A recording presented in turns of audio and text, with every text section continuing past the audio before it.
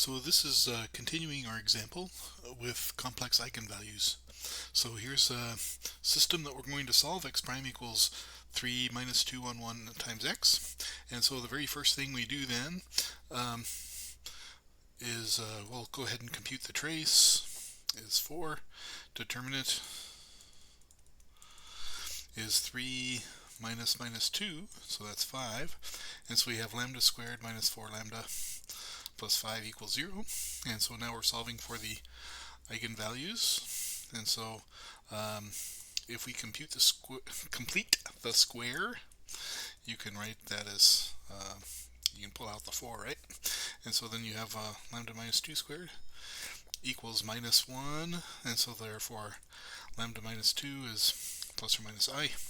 And lambda is 2 plus or minus I. Very good. Okay, so now let's just go ahead and use lambda equals 2 plus I.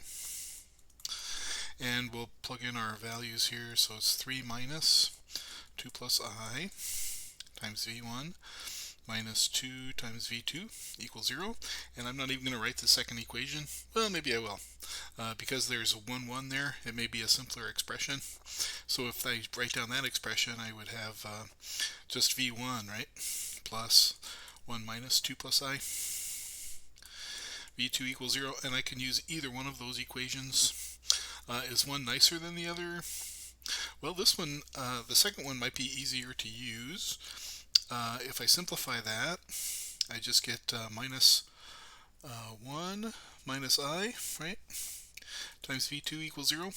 And that's kind of nice because when I reverse my eigenvector, I want to take the negative of one of the values, right? So this would be kind of a natural eigenvector to use. Okay, and so then with that eigenvector, we want to compute e to the lambda tv. And so that's this. In this case, it's 2 plus I t times v, right? And so that's e to the 2t, which you can factor out. I'm going to write this just as ct plus ist, and just remember that's cosine of t plus I sine of t. Okay, and then that's 1 plus I times 1. Okay, that's e to the 2t. I'm just going to FOIL that out now. So that's ct minus st, right, plus I times ct plus st. And then the second coordinate down here, ct plus I st. Good. And so there's my solution. If I want to expand that out, my x of t then is going to be c1 times the real part of this, which would be e to the 2t times cosine of t minus the sine of t, and then cosine of t, plus c2 e to the 2t cosine of t plus sine of t over sine of t. Okay, good. Okay, so that's my solution. Now, if I'm plotting this, I recognize that because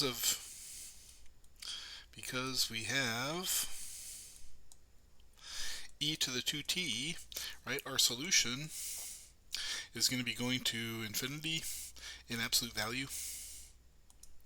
I don't want to write that like that. Okay, the absolute value of the solution will be going to infinity as time goes to infinity, right?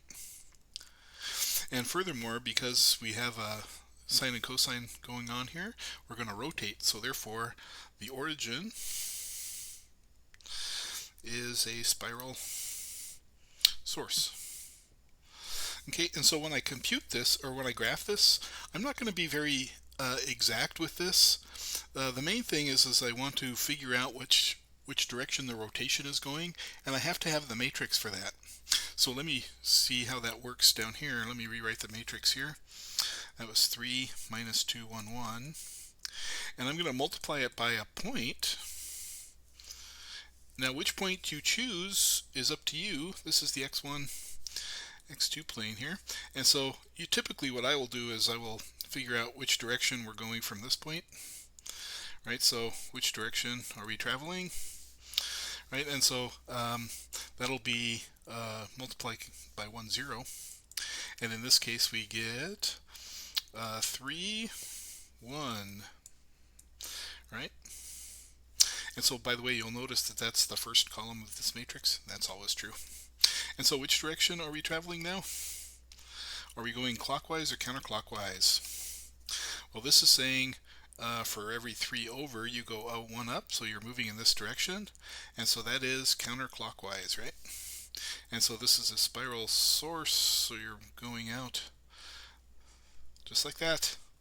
And that would be, this is sufficient. You don't have to get too carried away there. Good. And so that's a kind of a typical example. Very good. I'll stop there and let me know if you have any questions. Oh, maybe I'll just, there is another part to this that we could look at because we have a little bit of extra time, and that is to compare this to chapter 3.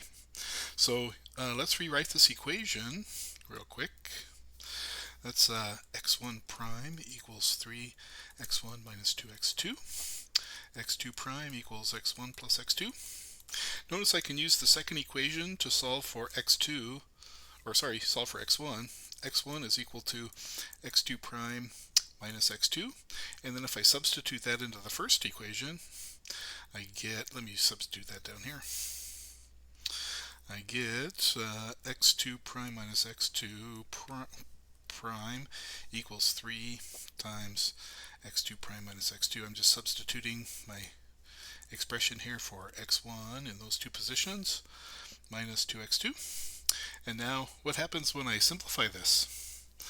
I get x2 double prime minus x2 prime equals 3x2 prime minus 3x2 minus 2x2. And it looks like if I bring this over, I get x2 double prime minus 4x2 prime plus 5x2 equals 0.